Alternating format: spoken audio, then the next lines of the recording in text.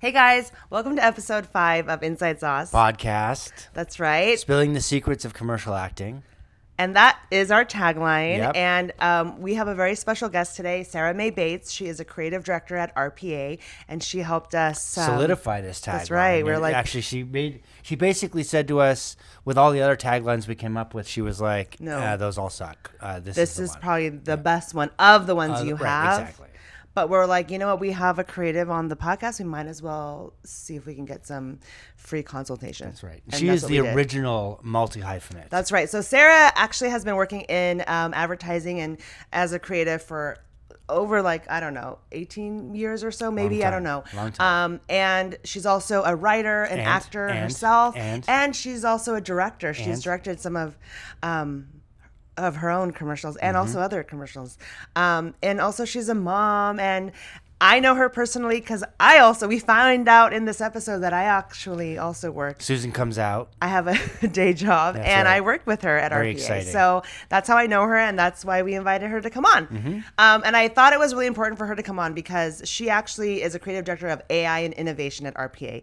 And I think it's very important for actors to hear kind of what's going on. Look, we're not condoning AI or anything, but I think it's important for us as we're moving forward. To understand how it's being used, yep. why it's being used, when they'll use it. We start talking about the advertising funnel. That's right. And all that stuff, and where on the funnel it's being used. Anyways, it's very it's informative. A lot of it's very informative. It's a lot of information, I think it's very insightful because insightful. We also kind of get a peek into the whole creative process. Wait, do you mean like sort of an inside?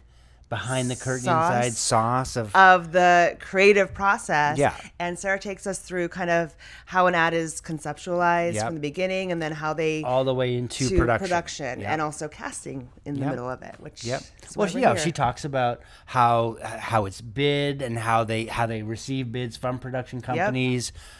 There's just a lot of information, stuff that, again, you might not think about on a day-to-day basis when you're going in and auditioning, right. etc.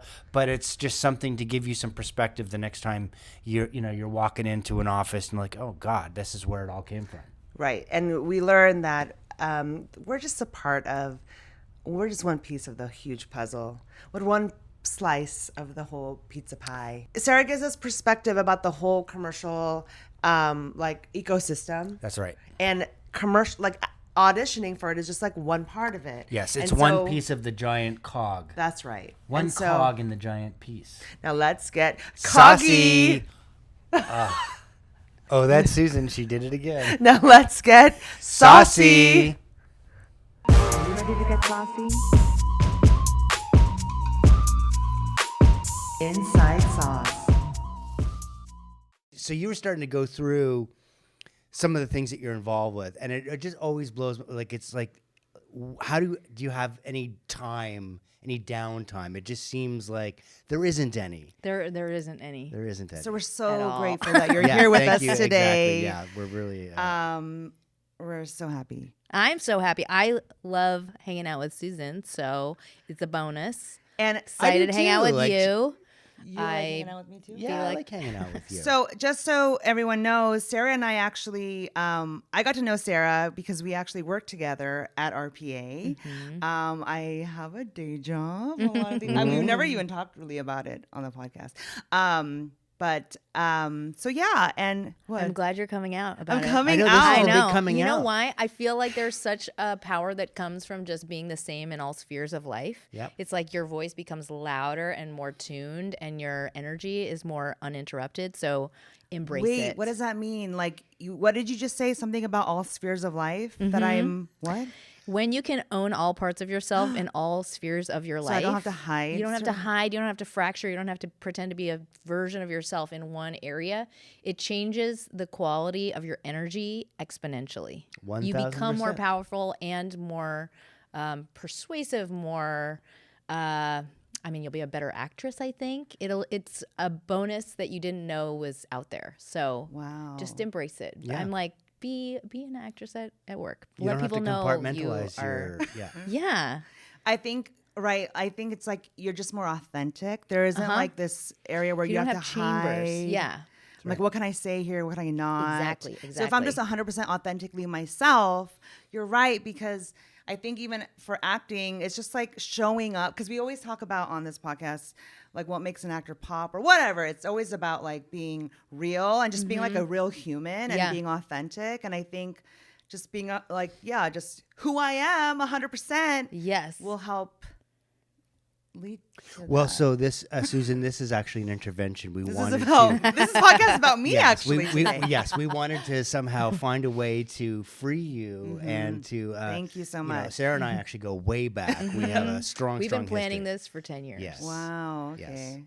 And Okay. Well, anyway, you're and free. I'm free. Look, I work in media during the day. Okay. And I'm an actor. I do it all as well. Let it But out. anyways, it's not about me. It's about you. So, Sarah, we would love to get a little bit more of your background and how you got into working as a creative director and also a commercial director, all that stuff. Can you give us a little background? Yeah. I went to a school called Crossroads in Los Angeles, which is like, I mean, every actor and director's kid went there. And I feel like I was always in just a creative environment. And like all my peers were just like amazingly talented and hilarious. And I stayed in the same group of kids from kindergarten until high school. Oh, so nice. it's just like a kind of perfect setting to really foster my own identity and like my creative voice. I grew up with just a sense that like creativity mattered. And so when I went to college, I went to UCLA, and I took a bunch of different classes at different places, and I was just trying to figure out what I wanted to do. And I ended up at Art Center, which has like amazing curriculum. It's like there's a film department, there's auto design department, there's a design department, there's all these different things. And I was like, what can I be that I don't have to take like the most requirements? So I ended up taking advertising. My parents both worked in advertising. Oh, really? Yeah. What do they do? Animation. My dad actually worked in production mostly. But he was doing commercials all through my childhood. So I was in a bunch of commercials as a kid. Okay, child actor. Yeah. I was like the bratty kid that like got that job from her dad. So I'd be like, I don't skip. And they'd be like, skip. We need a kid to skip. And I'm like, no, I prefer walking. Like I did not make anyone's life easy. But I took advertising just because they had 4 required classes. So I just could take everything. So I took all the different classes. Because that's honestly like what I think of myself as a Renaissance woman, I guess. I actually have a piece of paper from when I was like in kindergarten that everyone had to choose their career. And I was like, what does it mean if you're an actress, a director, an artist, and you make movies? And they were like, a Renaissance woman? I'm like, well, then that's what I am. So I kind of knew early on, and that is exactly what I do today. You're the OG multi-hyphenate. Yeah, right? Yeah. I feel like a lot of Crossroads kids were like that. A bunch of my friends do a bunch of different things. And it's just, I don't know. I feel like there's not one part of myself that I would silence. Like if I stop doing my podcast, for example, it like builds up in my head of like what I need to say. And it's like it needs to come out. You know what I mean? Yeah. So I ended up in advertising because you graduate and then you're like, oh, you have to have a job now? Like, so I just kind of defaulted into advertising. But I still worked in a lot of content production just with my friends. Like my old directing partner, Jeremy Connor, he's a showrunner on that Tom Segura show, Bad Thoughts. And he did Drunk Histories. And I worked with him a lot. Right out of school, we would do a bunch of films together. Like we worked with Jack Black a lot for just like shorts and stuff like that. And that was kind of like, that's kind of my perfect balance. It's like, I'm doing things where I have agency, where I'm able to make good concepts come to life as a creative director. And then I also really like to have like creative free play where I'm able to just be experimental. That's like such an essential part of being a creative person, is trying things out and seeing if they work. And you can't always do that with client work. Right, Depends on like the brief, but there's usually a very defined box. So I like to always have side projects no matter what it is. So after I started in advertising, I think I worked at like 3 or 4 different agencies, all very different. Some tiny agencies where it's like, if you have, you know, any ability to print, like, can you call a favor in and we'll print stickers out for this like viral campaign for Mountain Dew? It was like all, you know, the most low budget things you can imagine. And then I ended up at a agency that was like, is no more, RAP, DDB, but it was like one of the old greats, like super old school. And fun fact, Sarah and I, we found my out. gosh, I know forgot. we actually worked on when I first started in advertising. I was working on. Can we say that client? Yeah. I was working on like Activision video games and like Call of Duty and Guitar Hero, and she was also working on that from the creative side. And there was the DDB held this big Guitar Hero competition. Wait, I did a casting for Guitar Hero, like I think when I first started. Oh, really? Yeah, maybe 2000, maybe 7? 9. That Yeah, was yeah. probably one of our spots. That's crazy. so crazy. Yeah, we Maybe were like that's why sharing there pictures. was a familiarity Probably. or something. You know, that's so weird. Okay, But we both competed in the Guitar Hero competition. Okay. And then when we met up for lunch not too long ago, we were like, "Oh my God, I was in that!" And she was like, "I was in it." And we both sent each other pictures of us competing, and we were both like dressed up. I was like, anyways, whatever. So it was We like looked- just so crazy. She looked hot. So, anyways, it was just so crazy how we had that I know. connection back then. And yeah, RPA. I feel like RPA was just it was a very different agency when I started back then. It's just like it's evolved so much over the years that I haven't had a reason to leave because it's always been new. And like I work on Honda, and Honda has always been new. Because it's like it's based in its philosophy, but it's always touting some new technology. So it feels fresh, even though I've been there for 16 years now. Wow. It's kind of insane. Yeah. But yeah, I'm heading up our AI production, which is I think part of what we're going to talk about today is we AI are. stuff.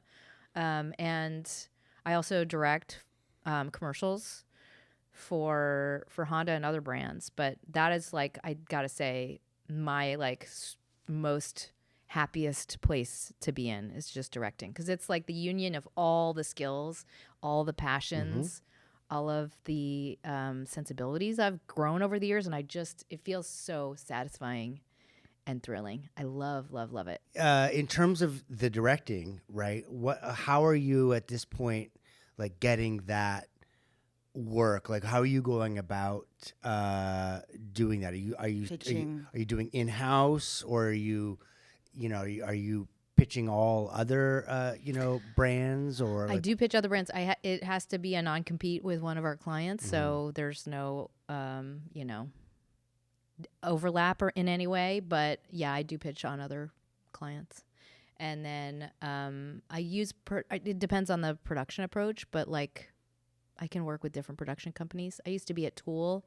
I can work through Tool if the project is right for them, or if it could be through Helium, which is our internal agency. It could be through another one. I think that's actually a way a lot of directors are working now, more so than in previous years. There's a lot of, because there's so many hybrid productions. So sometimes it makes sense, especially with vendors that are, let's say, half live action, half AI, or half VFX, where they'll freelance contract the director per project. Because like certain houses don't do certain things well. So it feels like depending on the production, you might want to bring in a new partner for like the VFX pipeline, or you know what I mean? So like, when you say hybrid production, just because I'm not, that means like a production that may have like a VFX element along with like, what would you call like real human live performance? action. Live action. Yeah. Oh, that's what you yeah, should say. Okay. yeah. I'm thinking live action is like a Marvel movie or something, but that just means a regular yeah. means- commercial. Yeah. Means you take a camera out and you shoot people. Got it. Yeah, Live or action. you shoot real blank, fill in the blank. Or you might be shooting, things on a stage. Got it. But sometimes there's no actual shooting, and sometimes there is like half shooting. Sometimes there's 3/4 of it is shot in camera, and then you're just doing traditional post. But the ways that you can slice up a brief are so different now. Like there's so many different options for how you achieve an outcome. So I think that because of that, there are a lot more hybrid production companies, or just like ways that people partner. I see. Interesting. Yeah, it's cool though. I mean, it's like I've just been, I work with a lot of young people in training and mentorship, and like the youngest generation, at least in advertising and in creative, is so open and like collaborative. Not like, I feel like the older generation there's like a scarcity mindset that we kind of like learned. That's like almost, it's not competition necessarily, but it's like fear, and that makes people like, kind of fight for things, and like, or at least the energy is very like different. And then in this like younger group, it's very like, oh, I don't do that well, but my friend does. Let me give you my friend's contact info. It's like very like everybody works together and like really supports one another. Yeah. I find it so inspiring and exciting. I've found that with some of the younger directors that I've started to work with, it's all about the collab, Yeah. and just and I get more involved than I typically do because of the desire to be so collaborative, and they want to be so either texting me or we're jumping on FaceTimes. Like after a job typically starts, I mean, I'll get emails and notes and things of that nature. But I'm finding with some of the younger directors and even directing duos, it really seems to be the directing duo. It feels like it's a more prevalent with the younger directors that are coming in. They really want to hash out everything And work as a team, get input from the casting director. which I actually think is not fascinating, but I think it lends itself to an overall more creative spot and process, and also, I mean, life fulfillment. You know what I mean? Because you're involved in ways that maybe you're not used to, or it is. But it's interesting you say that it is the younger, because that is absolutely what I've experienced. Yeah. Teamwork makes the dream work. From a creative director aspect, is there, a lot of our listeners are actors, right? So I think we would love to kind of hear just like the whole process more from a creative agency, creative director perspective of how does like an ad come to be when you're concepting? Are you thinking about like actors at that point, or like, you know what I mean? Like, how does actors come into play in your whole process, I guess? Well, and sorry if I could just add to that, just because I just spoke on a panel for a school with a graduating class, right? And I think the genesis of this podcast on Inside Sauce was, it's really just a lot of the questions these kids were asking is just that, like they don't know, and they don't understand the concept of where an ad comes from. They just get like, oh, I'm going to an audition, but they don't know all of the thousands and thousands of hours that have gone into concepting it and all that kind of stuff, right up to the point to where then I'm releasing this breakdown. Yeah. So I'm just like, that is a valuable kind of like insight as to how does this all, why does it work? Yeah. You know what I mean? Because I think having a good understanding of how everything works can help actors too. When you realize, because actors are like, I don't know, I don't want to speak for all actors, but it's like, oh, I got my audition, it's time for me to shine. But, at the end of the day, especially with ads and commercials, we're selling a product. So like, we're like a piece of the huge puzzle, right? Yeah. So we'd love to get a inside sauce look into the whole puzzle. Was that was you pulling the curtain back? Yes, it was. I like it. The space work is amazing. Thank you so much. I like that. Groundlings, yeah. I like the Some groundlings accent of, okay, well, let me think. The first thing that would happen, I mean, some projects are different. Like sometimes we don't have all of these steps in the chain, but like, let's say it's a very budgeted or I should say like funded client. So they have like a strategist, and they have account people, and they have creatives. You would get a strategist would be doing research on the brand and like what the reason that we're talking to people is, and like what the features of the thing is that they would be most interested in. And then they would deliver that info. The account people would deliver, here are the specs of the ad. Like, it's going to be a 30-second spot. It's going to run on NHL, primetime, blah, blah, blah. And we need it also in these other versions, these other times. And it needs to have these logos on it. So they'll like give you all the like mandates. And then the strategist will deliver like kind of the audience insights and kind of like the, I guess, campaign umbrella. Like, we're right now trying to talk about inspiration, or we're trying to talk about Easter shop. I don't know, whatever the thing is. And then you would get that in a briefing. So as a creative, you get these 2 pieces of paper, these documents, and then from the client. It's reviewed and approved by the client, but it's written by the agency. The creative agency? The briefs? Oh, okay. Yeah. And that then comes from a room that you've probably never seen at RPA, right? It's a secret room. No, I've seen all the rooms. I've seen all the rooms. All right. Yeah, and well, the client has had tons and tons of weigh-ins, so they'll weigh in, and then you guys will create the briefs. Yeah, they'll say like, we really want to push this product. Let's make up a product so it's easy to follow along, like a microphone, or like mayonnaise. No. Chocolate. How about chocolate? Sure. Okay. We just watched this terrible Easter movie last night, and it's in my head. My kids were like, "This movie is terrible." Like, I'm glad you have Easter some movie. taste. What was the name of it? I don't want to throw anyone under the bus, okay. so I won't say That's it. fine. That's fine. I'm like picturing like you're like, I cast that movie. No, like I would be like, sorry. That's right. Okay, so like, movie. yeah, let's say they're like, we're not selling vanilla chocolate and we need to push it because it's all rotting on the shelves. Yeah. And they would be like, okay, we're going to drop a brief for you.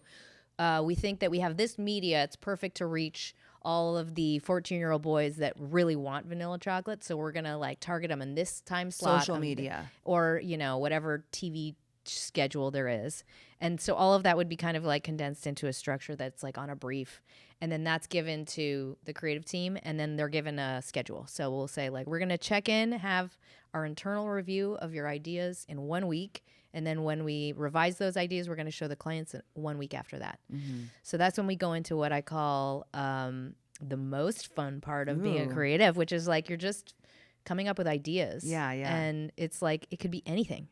So it's usually like, I think a lot of people start with ideas that they've seen before, and they think like, what if I applied that structure or like that way into this idea? And it's kind of like improv, where it's like you can act like somebody else as a means to find your own voice. Okay. It's like a way to find your own voice as a creative. And like all of those formulas kind of become shorthand in your brain over the years that you work in the industry, and then you don't need to like rely on kind of structures.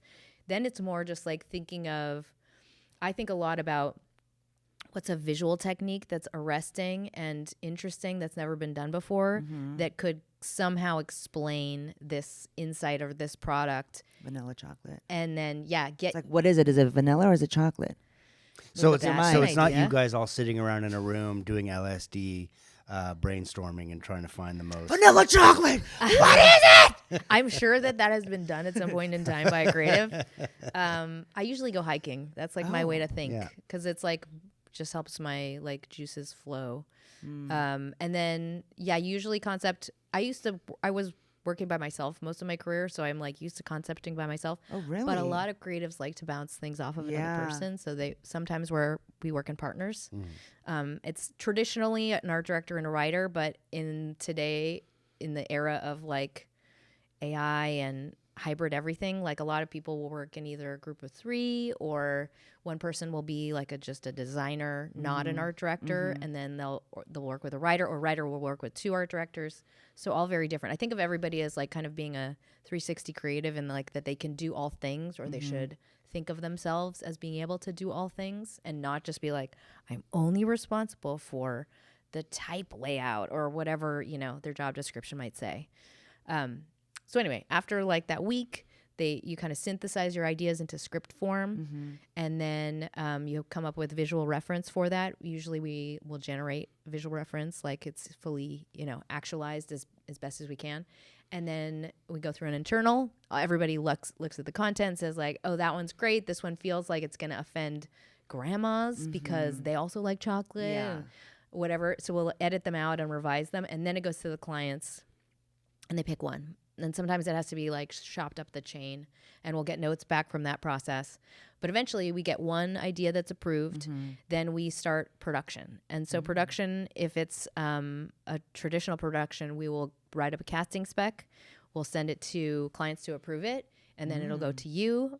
You'll call in talent to audition. We'll usually pick like one section of the script that we think will like give somebody the most range to show us who they are. Like oftentimes in a commercial, you're seeing like the side of somebody's face, but like they've performed a full range of an actor, you know, of like a role. But it's like we're trying to just get a sense for who the character is. So let's say it's like a 14-year-old boy, and then let's say mom. So you guys will script that up, or what? You guys will create the breakdown character descriptions. Yeah. Send it to casting. Yeah. And then in that moment, do you guys, when you guys are thinking about that, do you guys have an idea of like, oh, this is the type of person that we want? Or are you guys open? Is it like, how solidified is it, you know? Or are you guys like kind of open to see variations in the casting process? In that person's, in the creative's mind, you mean? Yeah. From a, like an agency, creative agency standpoint. I think we're open. There is usually a very specific demographic that's being targeted. Yeah, I imagine through the research. Yeah. They figure out. So it'll be like it sells in this target demographic. They are this age, they buy these things, and they're like heavily in this area. So it's like it's always broken down in a very specific way, just based on like stats. It as a creative, I am 100% wide open. But if we expand the casting spec beyond who is in that demographic, it wastes everybody's time. So I feel like it's doing a disservice to be like, anybody and everybody, come on in. You know what I mean? Right, yeah. If it's a role that is like for something that is so high profile, like let's say it's a Super Bowl spot, I will probably keep it broader just because I want like all the best. I want to see everybody and anybody that's the best. And that might also spark some ideas potentially of what it could be. Totally. Yeah. Especially if it's like a character role and it's not like we want to represent this shopper. If it's more of like a performance-based role, I would keep it wide open. And you'd probably be casting specifically, like we'll put in stuff like has a background in improv or, you know, has a background in stand-up comedy. Like you might see stuff like funny. that. That and like if we want somebody that's going to bring a character to the role. Like sometimes if we have social content that goes along with it, or if they're supporting somebody that's a celebrity, they really need to have like dexterity and like be able to think on their feet. If we are ever in the position to do so, I love to get improv lines like after we've gotten the thing that's scripted. That's some of the best stuff. I know. So this is one thing I will ask you. Yeah. Sometimes I am in callbacks, right? Sometimes, and they will. I already know they have their selects. Okay, I was like the last one, and this is one of Ryan's gigs where I was like, and they had me just keep going. Like I was literally in there for 20 minutes, and I was like, I feel like they're just. We could take this out too if you think it's inappropriate. Like they're. I'm giving all this improv, you know, lines or whatnot. And I'm just like, are they just trying to hear all these other funny alts that they can then incorporate or anything? Well, first off, you now you've said this a couple times. I did. But you think that they had already chosen or had in their mind. The selects. Okay, you fine. think that they already decided who they wanted in the spot. Okay, fine. But maybe that's in your head because You're at that right. point, I don't think we ever know because No. we could choose at the end of the callback who we want, right? And then you send that link. Who does that link end up? Who do those choices go to? The clients. The clients. They have the final say. Okay, but okay, hold on one second. So, okay, we're skipping around, and I'm sorry that I ingest it because I'm like, you guys are making us come up with improv lines for you guys to use in the spot. Okay, and you're right. Maybe I could have still been in consideration. It was my attitude at the end of that audition that maybe like did not get me the part. It's a very poor attitude sometimes. It really is. But my experience with the improv in the callbacks is not necessarily like taking a line from somebody or whatnot. A lot of the times it will stir some discussion and like, oh, I like that. Spark some ideas, and then we'll do you'll do some rewriting on the spot.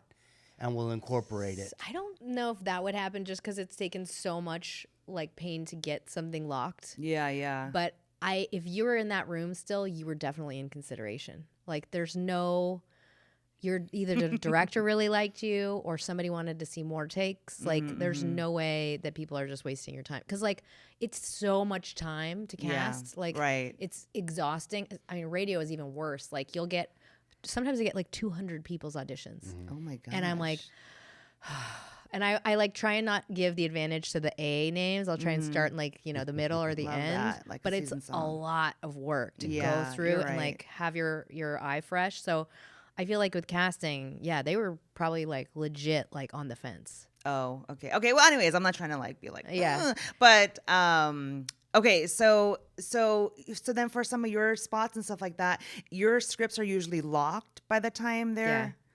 Yeah, we'll leave room though for improv. Like, so Yeah. if it's a comedy based spot, especially like once you get like you check the box of like we got what was scripted, and if the clients are like comfortable with it, then we have like room to just play and like try it this way. Now you say something, and now come into this one in a different way.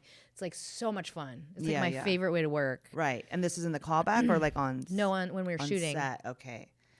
In the audition too, if we really like somebody, I'll be like, hey, can we try it again? Can you switch roles? Can you try it this time? Yeah. And like, can you do it in this kind of tone? And that's usually because I'm like, I really like somebody. Right, and I like right, want to right. see what their range is.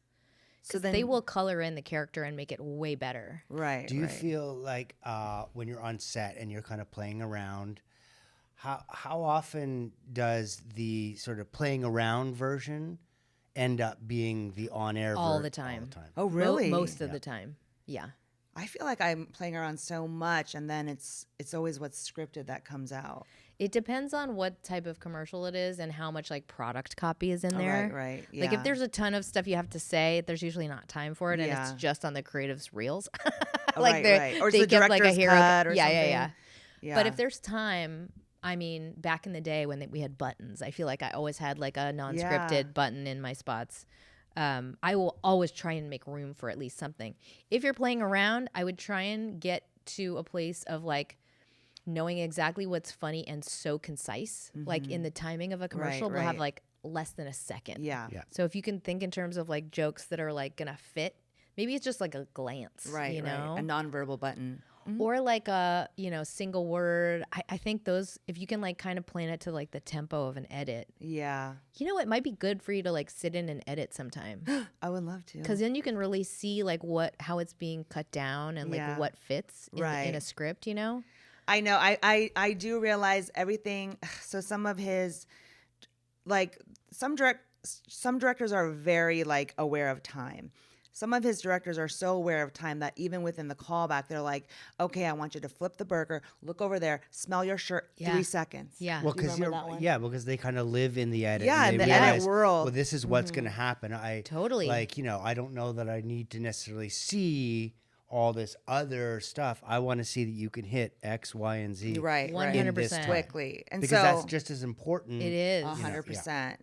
And even taking that direction. So I try to keep my stuff short. But I do I'm going to spend today just working my Oh, microphone here. It just keeps Massaging It's it. slowly. It's Yeah, just ever so slowly just, gently. It just starts to dip below the mouth line. I'm like, okay. but yes, actors, you need to be a little more punchier with your buttons or improv or whatever you guys have, right? But It's Because just no one wants to thinking be about- like, in 1954. And then it's like, then cut. take us from 54 all the way up to present day. Yeah, we don't it's have too time. long. We for don't that. have time for that. But it's an interesting thing that you said and it's important for the folks that are listening. It's not always about the funniest word, sentence, idea. Right. It can simply just be a look, Yeah, a well-timed look, nonverbal, you yeah. know? And like subtle, because I Yeah. feel like that stuff is funnier and it usually can pass approval just because it's not, it's like if you're smart, you got it kind Yeah. of thing. Like a little like Right. She eye did roll, an eye roll. super subtle small things. Or like a, yeah. All right, I'm I gonna guess put this I'm is gonna it. put Like you a on the tiny, spot a tiny little one. bit, and if Yeah. you can answer or not answer. In terms of stuff that ends up getting like, for whether I don't know if it's talent or performance, but when it's in the client's hands, and we run into situations where we don't get approvals, or we have to go to a backup, or we have to recast, right? What are some of the reasons behind that? Like what are the things that the client keys on to end up that kills Like, what does client? that process? Because Yeah. for all intents and purposes, that whole process has taken months, Yeah. right? I think it's all different. I mean, I do think it's really personality based. Some people just are like, I don't like that person. It's like, Of the client. yeah, Uh-huh. like there are random people with just random different backgrounds. Right. And like, they just don't have the same aesthetics or the same, they don't vibe in the same way with somebody. I don't think it's ever anything specific other than like, not my type of person. So has there ever been an instance where you were like, you and like the whole creative team is like, we love this person. This is the right person, and casting is like, we love this person. But then the client is like, we don't care for this person. Yeah. So then what happens? You guys We just go to don't- the backups. Sometimes we're going the backups of the backups. Yeah. Oh wow. Yeah. So I think it's like, There's backups of the backups? What does that mean? yeah. Like first, I usually have 3 layers of backups. Just are in these case. are these backups all availed then? Yeah, I mean, Oh. so First choice availed. We'll second check choice? on them as we learn usually. Yeah. yeah, I mean, from my standpoint, it's like, yes, we've gone through and we talk in the room and everybody discusses that, okay, this is who we're going to put forward as our recommended, and then we love this person as well, but they're a backup. They just didn't quite, maybe it just doesn't work with the family or the kid, or there's something that goes into why maybe that person is. Or this person looks like they're related to this Yes. person, but they don't look like they're related to this person. Yeah. We'll group these 3 because we like these 2 the most. Yeah, and then there'll be one layer deeper where it's like, all right, and we know our clients, so like some clients are harder than others, or they just like are more picky. So we'll have like a second layer of backups, and I feel like in certain situations we're even going past that. And we're going Oh, back to really? like the pool. You have Yeah. to recast. Well, No, no, I mean the- like going back to the full, Correct. or like the first round, people who didn't get called back. That's right. I've gone back to those people quite often. Yeah. Yeah. Absolutely. Like they'll either go back to the if the who we put on our selects link, if all those folks get shot down, then typically they'll go back into the callback. Who didn't make it onto the selects Yeah, link? Who yeah. are we kind of interested in? And when failing that, absolutely go back into all of our first call links. Names come up. Sometimes I'll see names. I'll be like, wait, where'd that person come from? And it's like, because the casting process sometimes has taken 2-3 weeks, and I'll have to look it up and be like, oh God, that person came in day one, and and that person, that actor, has no idea. Right. As far as they know, the callback's over, the job's done, it's shot, but they never, you just never know. And I'm Yeah. not saying that to our actors that are listening, like, you have to stay available. You go in, Right. like, I'm not saying that, but just know that, and because we always say, just come in as the actor, take care of your business, make your choices, and then walk away, because you don't know, there's so much that goes into the final decision that they have no control over, that it doesn't do them any good to sit there and To dwell agonize, or to be think like, Oh, not at about, all. you know. Not at all. That was too long with that button. A No. second too long. You love to put a hat on a No. hat. Yeah. That's It's- I know that's that- your thing. This is like gonna sound weird, but I purely believe that the person that is gonna get that part is like chosen by the idea. It's like Idea of what? I refer like by the concept itself. Like it's in their DNA almost. I think of it. I don't know if you've ever heard of the golden mean. It's like the divine equation that's inherent in all of nature. No, Well, you have? there's a golden Yes. equation, and it's like in the human face. It's a What? very specific angle in a conch shell, in the spiral of a shell, in like every leaf. Google it. Okay. But the golden mean, I think, exists also in the act of creating things. There is like a divine answer that is waiting to realize itself. And it's outside of everybody else's opinion. It just is. So when I see the right person, it just is the right person. It's like I haven't even decided it. It's just obvious. Oh, wow. So it's everybody's job to kind of recognize when that person is. Because we'll get a certain amount of people in a casting call, and then we all like watch all of those people. We all talk about those people, and it becomes very obvious who the right person is for that role. For based you on- and also all the creatives? Yes. And then also casting director and the client? Yes. So, Yes. The other, like I refer to it as, and a director that I work with a lot, call it like it's in their DNA. It's in their acting DNA, which is, they fit that role. Yeah. That meant to be. vibe, that It is. beat. I purely believe that though. Like I'm Okay. like, it shouldn't be anyone except for this person because it's like it just is. But then It's what like if the destined. client's like, we don't want that person? Then Sometimes it's definitely heartbreaking. And like Yeah. I'll usually go back and I'll be like, this is why we're really passionate about this. We can Yeah. dial back all of the things and like change their hair and like tell Right. me, what you're struggling with. And sometimes they won't, won't acquiesce. budge. But like I feel like it has happened. It has happened to me before. wow. And do you feel that when you actually then see that spot on air, there's something that kind of is a little like, Yeah. yeah. Yeah. I mean, you can hide it sometimes. Yeah, You yeah. know, like with So sometimes who it's not meant to cutting be will and- get yeah, it. Yeah. Wow. It hasn't happened to me Interesting. recently, Oh, but uh-huh. I feel like in the past it has happened to me at my old job for sure. So you're very like whoever's meant to be will get it. It's not so much like, oh, I need somebody who's like 5'9", No, blue not at all. eyes. Not at all. Interesting.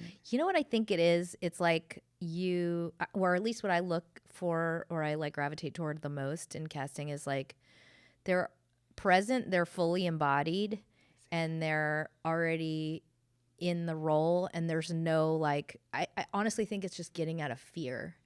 Like that, and they have enough practice where they're not like, it's not an amateur hour thing. Right. Where they take 25 minutes to like start the action or like, or there's just not enough like reading on their faces. Right. I feel like we get into certain casting where it's like a very, very specific demographic or, ethnic makeup. And that is when we get like a pull. Sometimes the casting director right. couldn't find. Yeah. I get called by my cousin for Yeah. like half Korean roles because there's like it's a small population. Yeah. So I feel like that when that happens, we get a lot of people that are not necessarily like actors. Actors, yeah. And there's just like nothing Right. happening. Yeah. And you're like, oh, all right, they're on the camera, but they're not doing anything.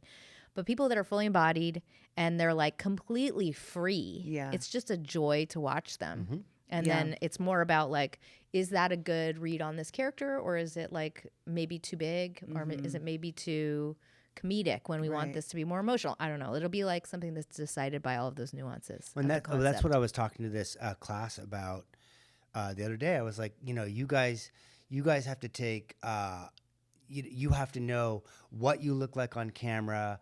You have to work that muscle out constantly. And it's Yeah. not just about getting into a class. Like you could do this at home. You could know what you look like when you're happy, sad, when you're doing nothing and you're staring. Like you have to, Yeah. You have to know what you're giving out. you have Yeah. to understand your instrument. I mean, it is your instrument, Yeah. and it has to be tuned constantly for that reason. Yeah. Like you say, we can all see it. Uh-huh. When they walk into the room or they're in the scene, you can see it when someone's just like, okay, do nothing. And they're literally doing nothing because they haven't figured out how to Yeah. translate Right, nothing, do nothing into something. Something, right? I Yeah. know that sounds silly, but it's absolutely true. And it's part of that, I think, like you can't put a word to it or a thing. You just know, Yeah. when you see it, when you see that person embody it, Yeah. that role, you just know. Yeah, No. sometimes we'll just mark like people that are a great performer, even if they don't fit in the Mm-hmm. Yeah, casting yeah. specs, For and just later? because we're like, oh, that person was great. Oh, Yeah. I see. Oh yeah, I save all of my casting. I have it in a big folder just because I'm like I want to remember. Right. Sometimes there'll be like a hard, demo or whatever. Like the poll will be limited, and then I'll go back to old records and be like, can we call in this person? Yeah, which I is mean, great, which is also helpful from a casting standpoint. 'Cause Right. Also, that informs that collaboration because the more I find anyway, the more communication between, myself, the director, the agency, I think the easier it is for us all to land on again that moment who that of person is. that this is it. Perfect. Yeah. And And that's all we can do. Like actors always say, it's not about booking the job; it's booking the room, and that room could include casting directors and also agency. Even some directors I've never booked with them, but I don't know. They keep calling me back, and I'm like, I don't even know how. I don't even remember what my first audition for them was, but they'll keep my agent Jen will be like, "Oh, this director's asking for you." I'm like, I don't even know what I did with them. I don't even know what they want from me, but But I you do know that what? too. You do? I do. Where you I'll, haven't like, booked them, but you just keep asking? I'll like text actor friends and be Yeah. like, "Can you please audition for this? Can you send me a self tape? Can Yeah. like?" And God bless them all, they do it. And why? But I think, but why shouldn't they? You know what I mean? Because Yeah. they don't know, and you don't know, and you're because you either like their energy, their vibe, they're good, and the right thing just hasn't come along, and so Right. it doesn't do. There's no value in, I don't think anyway, second guessing of, well, why do they keep doing this? Why do they? Yeah, They don't yeah. even like me. No. They love you, and that's Yeah. why Yeah. the request is to kind of It keep. just hasn't been exactly the right answer The at right that role. point in time. I mean, Yeah. that happens a lot with directors too. Like I'll bid the same person often and they won't get it, but it's because I'm like, it wasn't right this time, but I like really want to work with that person. So I'm trying to find an opportunity to do so. Yeah. And so, yeah, and actually that's interesting because how many bids are you guys going to take? You taking 3? Yeah. What are you guys saying in bids when you're saying I want? What does that mean?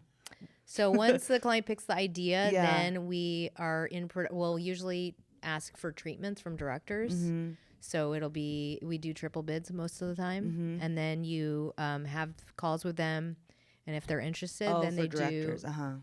Yeah, their And or the production schedules. company. Sometimes it's just a VFX company. And then they'll do a treatment. Yes. And then we present the best treatment. We present all the treatments, but we pick one that we like the most, and we present that to the clients. And we'll say, we recommend this person. This is the bid. This is how for much the it's going to director. cost. Yeah. Okay. And or production company. Yes, that's right. And sometimes it's multiple. Sometimes it's like, let's say it's a very like motion graphics heavy thing. It'll be like a smaller production company for the live action, and then the majority of the budget's going to like the visual effects / graphics. And then we'll present all of that as a package to the clients. Interesting. And then once they say yes and it's awarded, then we start casting. I see. But a lot of the time I'm bidding the same companies because I really like those companies and or directors. And like it'll happen where like they won't get the job 2 times in a row. And like the third time it's maybe going to happen to them, I try and not do it because I'm like, it's a lot of work. Right. Going through the pitch process is exhausting. And As like a director, yes, and like, production company. and so much work goes into the treatment and like crafting it and then presenting it. And it's like, I don't want to put someone through that if there's a slight chance I'm not going to give it to them. If it's the third time, I try not to anyway. And who ultimately is, you're ultimately deciding who that is going to be? Ultimately, it's clients, but we recommend somebody, and they usually agree. In rare cases, they will not. Right. Like in certain situations, I will always recommend the person I think is the most talented, despite their treatment. Right. That's not true, actually. Sometimes it'll be the treatment, but sometimes you'll have a chance to work with, like, I mean, Craig Gillespie is like, in my opinion, one of the best directors ever in the history of the world. If he's on a film and he doesn't have time to make a treatment, I'm like, I know what he's going to give me. I've worked with him enough times that I'm like, I will take a Craig Gillespie if he will do this job. So like, there are certain situations where I'm like, if I could just get him, it'd be amazing. But sometimes there are like a person that you've never worked with before, very like limited reel, and it's like a gamble, and we'll go with them just because of a treatment. So it's like it works in both ways. That's cool. Yeah. So will the directors in their treatment also have ideas for actors Yes. too? Yes. Okay. So the whole, even before you do the breakdown or send the casting description to the casting director, there will be some general conversation on kind of who we're thinking or I'll get calls with my directors when they're talent, but go ahead. Sorry. No, I was going to say, well, like, so I'll have some of my if they're in the mix and they haven't gotten the job yet, but they're in the process of doing their treatment, I'll get calls and I'll be like, hey, what do you think? Like in this age range, who are some of the actors you think? I just want to like put them in the treatment, or I want to, like a Michael Cera nice. type or something. Yeah. Oh, they'll put that in the treatment. Yeah. But not a real act. No, they'll recommend and be like, Yeah. oh, I worked with so and so on this thing. I think they'd be perfect for this, or they've got the right look, or so that it's like, it's all like, I guess what I'm trying to say for the actors that are listening to this, there is a massive process that is taking place Yeah. before this even gets to you, and then after it gets to you, and after you've auditioned. Like, there's just so much that has to happen that for you to think that you are central to it. Right. You know what I Yeah. mean? I think you have to erase that from your mind. Yeah. There's so much you can't do. Yeah. There's so much out of your control, right? Yeah. Yeah. So I'm going to jump here real quick because I want to ask, because so you are with your directing, right? What is your opinion on how AI may impact that sort of going forward? I mean, it's impacted a lot, and it will continue to impact it moving forward. I am like one of the few people that is preaching the benefits of AI and that it's not the end of the world for commercials. I think most people don't agree with that. But in my opinion, it is a funnel. And I don't know if anyone who doesn't work in advertising knows what that means, but like there's this, what we call lower funnel, and that's like direct marketing. It's a marketing funnel that looks like this. Yeah. It looks like a funnel. Yeah. And that's like when somebody, Okay. when you're at the bottom of the funnel, somebody has already been like identified as they're about to buy something. In market. In market. When you're in market, you're like already shopping for like, I want a white, bunny that's shaped in this thing. And I'm like trying to find the thing. That's when you're in market. That's like the bottom of the funnel. That's when you're getting like coupons in the mail for chocolate bunnies. And you're like, how do they know? That is where all AI generated content lives, is in the lower half of the funnel, and or people who do not have budgets to bid directors. Right. And anybody that's in the upper level of the funnel, this is what we call future market. Future market is people that want to meet you as a brand and know what you're about. What do you stand for? So if you think about like the ads you would see on the Olympics, that's all brand work. And that is like people saying statements about like what we believe, our philosophy, what has inspired us to make these chocolate bunnies, and like what our foundation is, where we're from. It's like a loftier philosophical arena for advertising. Like brand awareness. Brand awareness, yeah. And brand awareness is where most big clients live that make commercials, that pay for commercials, is they're doing things that are like pretty high profile. They're going to be on the Oscars. They're going to be on like the Olympics. Like They're going to Nike, be Coca-Cola, Yeah. Visa. These are big brands. big brands, Doing big brand awareness type of creative yeah. work. So anything that's considered like upper funnel is going to have a commercial production or be making commercials that are going to run on like very expensive media, sports, high profile. high profile. Super Bowl. A Super Bowl, and like just like things that everybody will see. And if it's something that everybody's going to see and you have money to run a commercial, the bar is the same. The bar is, I want the best creative done by the most creative people in the world, and I want to inspire people. I want to move them. I want them to love my brand. I want them to be attached to me as a brand and think of my brand as standing for who they are as individuals. And that's why people will buy a Nike thing just because it's got a Nike swoosh on it. All brands want to do that. So that's not going away. The fact that this exists, this upper funnel and this lower funnel exists, is not going away. The only thing that has changed is now there's this new tool, at least in advertising, like what we're using a lot of is like AI, generative AI in the creative side. There's this new tool that can visualize things like instantly and to a degree that feels almost perfect to live action or like feels believable. But the same people are making the same decisions about what they want to run in the world and how they want to make that thing. So as a director, I want the best tools for the thing I'm making. And most of the time, that tool is a camera and it's a person, because I want them to do a specific thing. And like the best way for me to arrive at that is to talk to them and see what they breathe life into that character in this very original new way that I couldn't possibly anticipate. I'm never going to choose this other random, like a slot machine tool, and like maybe get a third of the way to what I want it to be. But it's also still derivative. AI is derivative. It's never not going to be derivative. So I feel like the same people are making the work. What tool are they going to use and why?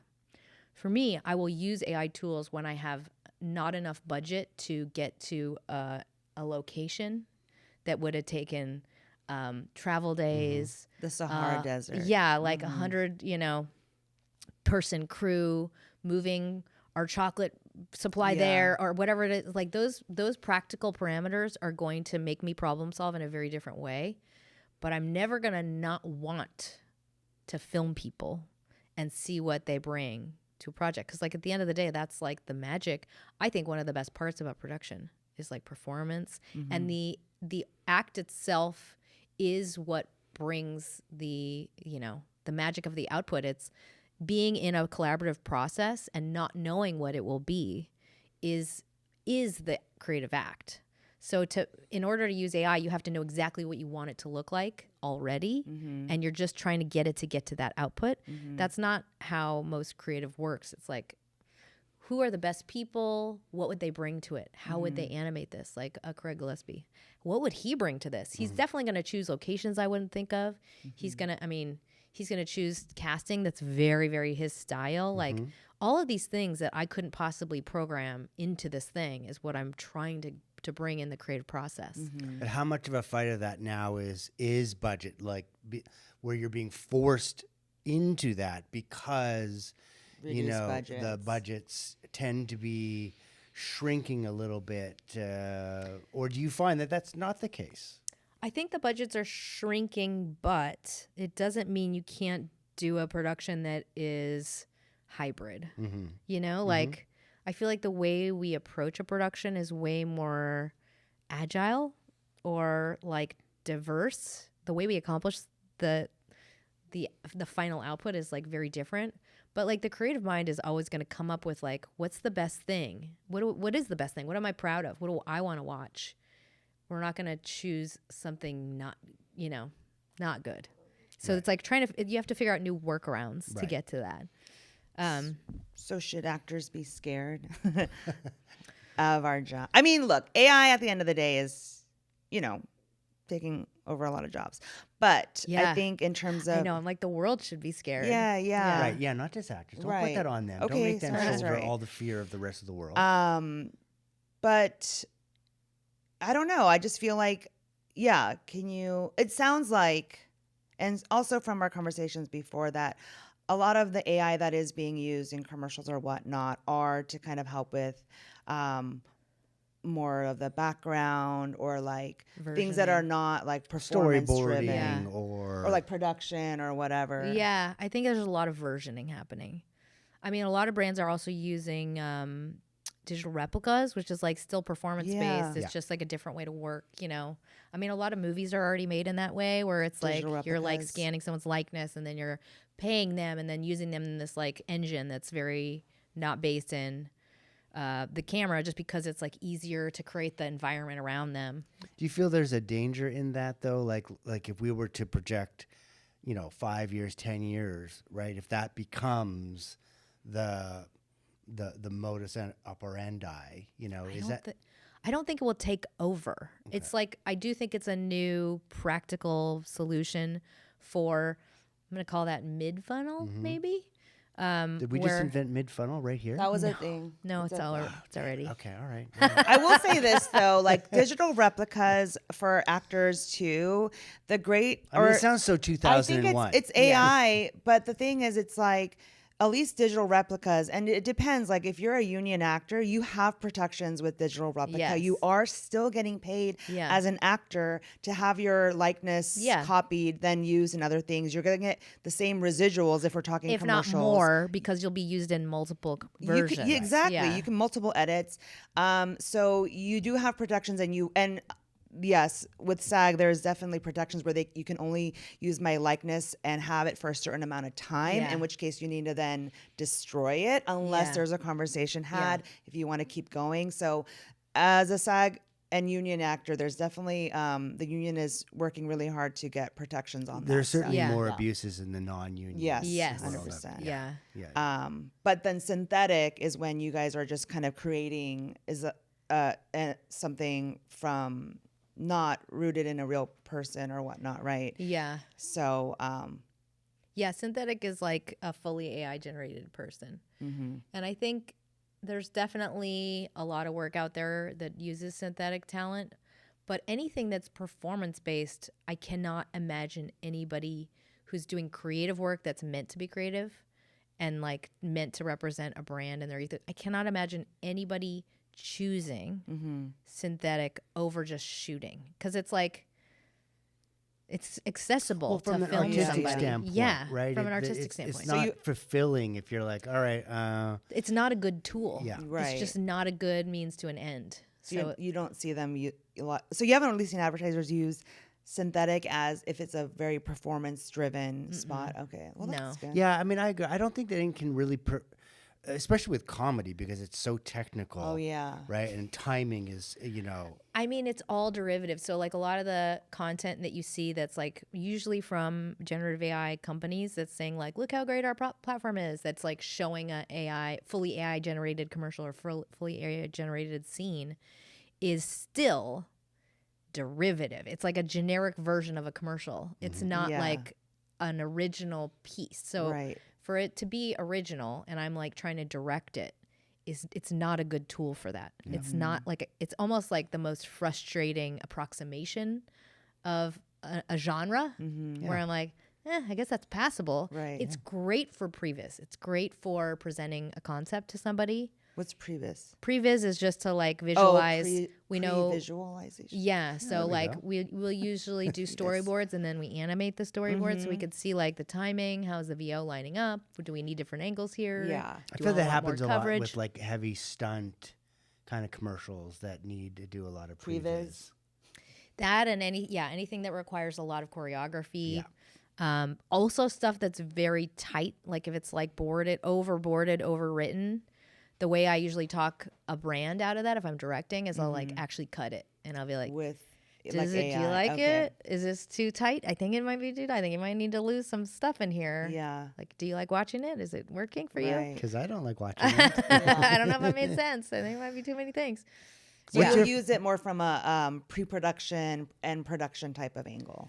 A lot of internal presentations. Got it. And it is like great to be able, for me as like a creative director, it's really nice to be able to watch something.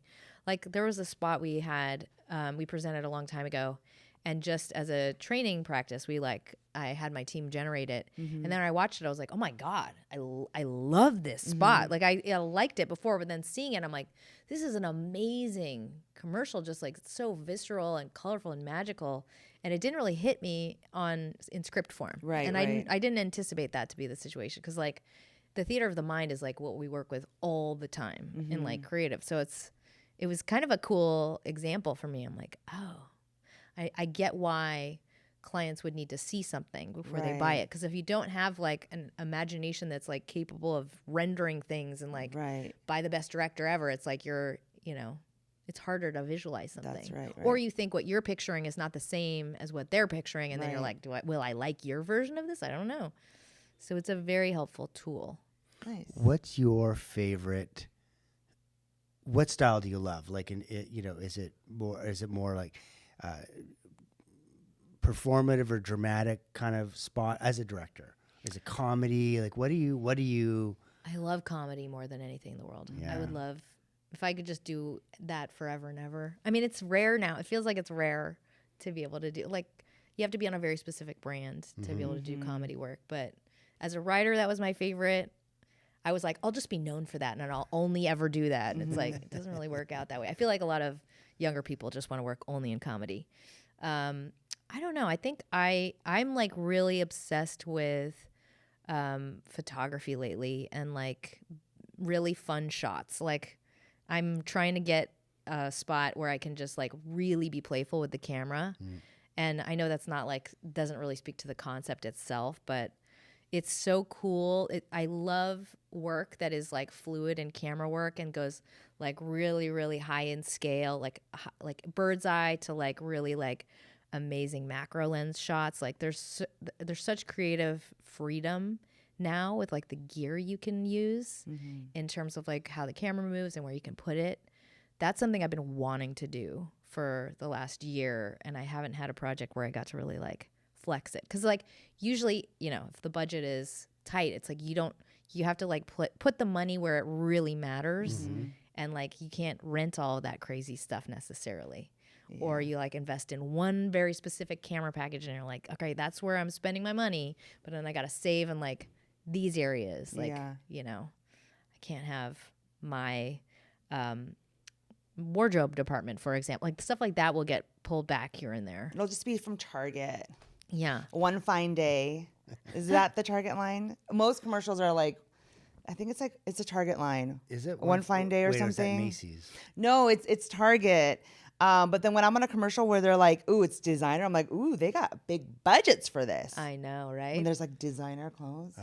Listen, this is Those are not big budgets. Just reminds me What? of a spot I just started casting for a sort of luxury alcohol brand. It just big budgets. Big budget, but it was just like they started off with wanting actors, hip, cool, interesting.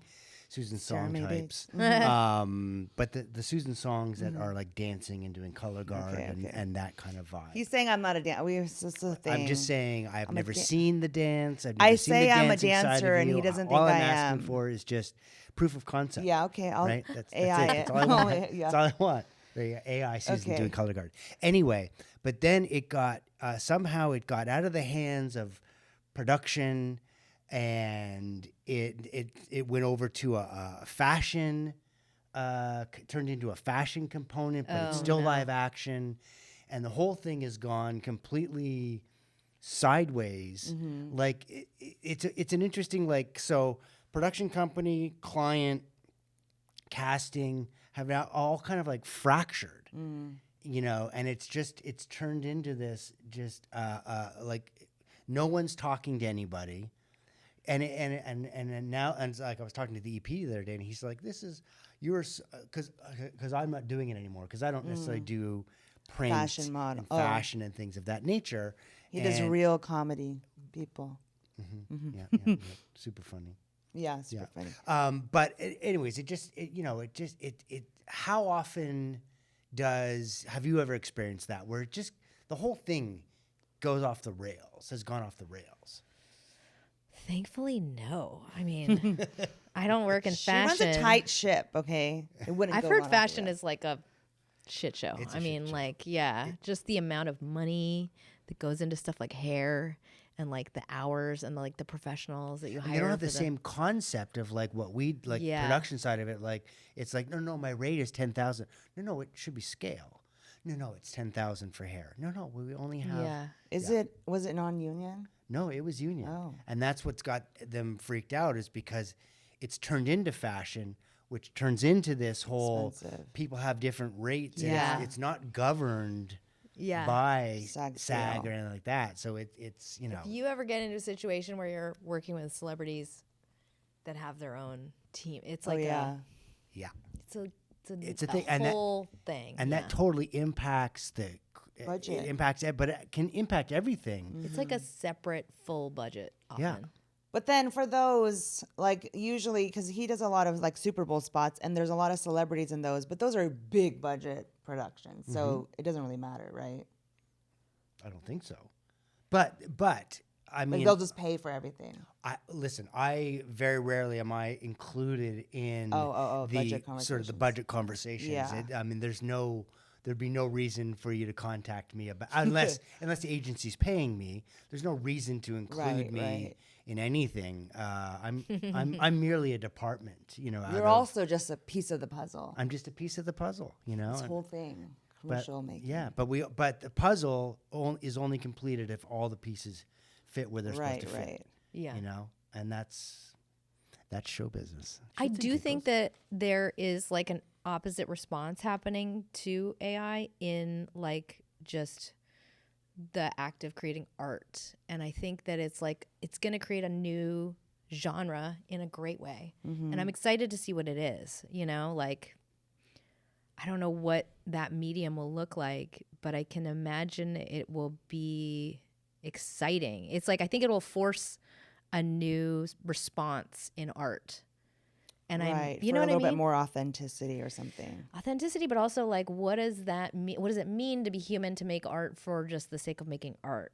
And why, for me, it's really defined that energy as like, when I am creative, it's like, it's about the feeling and the act of doing it. And that is why I'm doing it. And like, I think that line is going to make a lot of cool creative art and in advertising and in film and in the world. So I don't think it's all bad. If I could press a button and have it go away for the whole world, I would in a heartbeat, because like it is changing the world in like terrifying ways. Yeah. It's like it's too much too fast.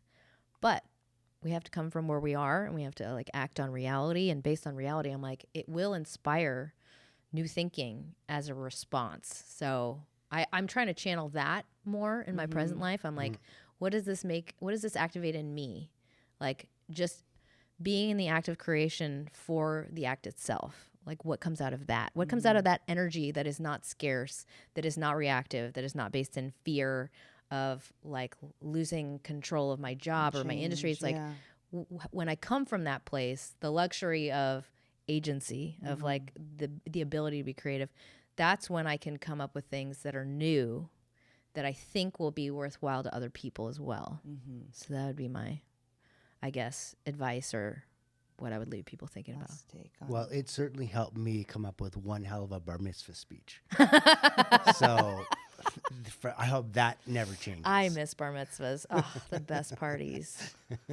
Okay, so Sarah, you're a creative director. So we wanted to, we're Inside Sauce, but we don't really, because we're still working on branding and who we are, and we haven't come up with like our logos, and we're figuring everything out. And Inside Sauce, no one knows what that is, so we have some like logo taglines that we wanted to run by a creative director. You know what I'm saying? Is that okay? Yeah, totally. You're open to that, and it's like a quick yes or no. Like some of these are like what was the one last night? Let me look it up really quick.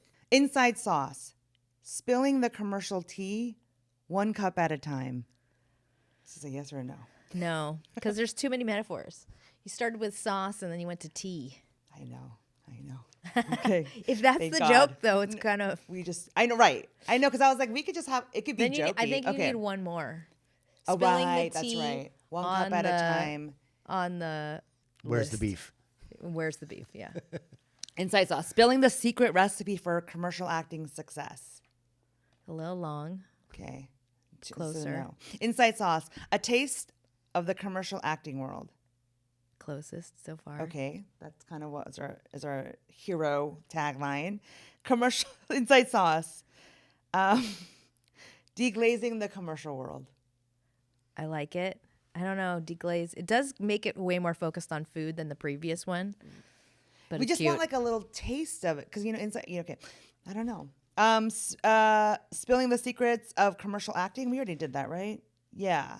Oh, we did the tea thing. No, we did spilling the secrets of commercial acting. I like that one. success. I think But that one's she's- the best. Spilling the secrets of commercial acting success. Yes. You said that one was too long before. I did. Was it the same words? This one is spilling the secrets of commercial acting. That one. That one's better.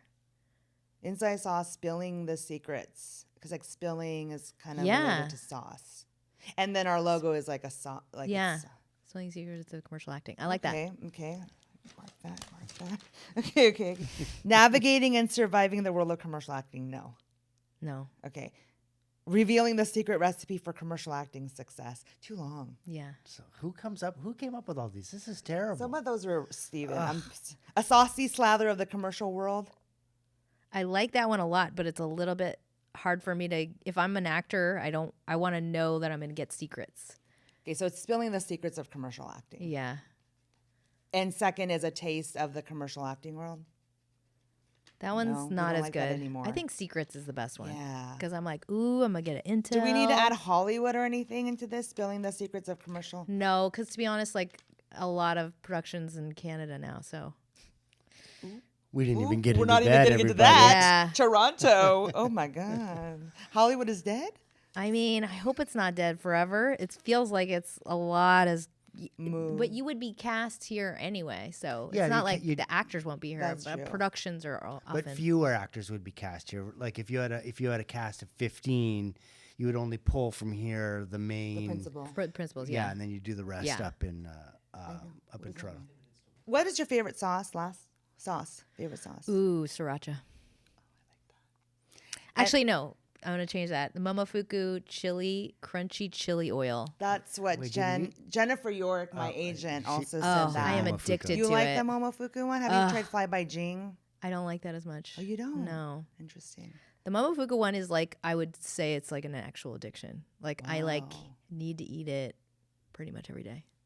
I gotta try. It's Well, it's so just because you good. know how David Chang was like trying to take over Chili Crisp, and so Yes. I had a problem with that. I know. I'm And like, so I was come like, on, I'm not buying guy. this, but I Yeah. will try it then. The truffle one. Get it on Amazon. Oh, okay.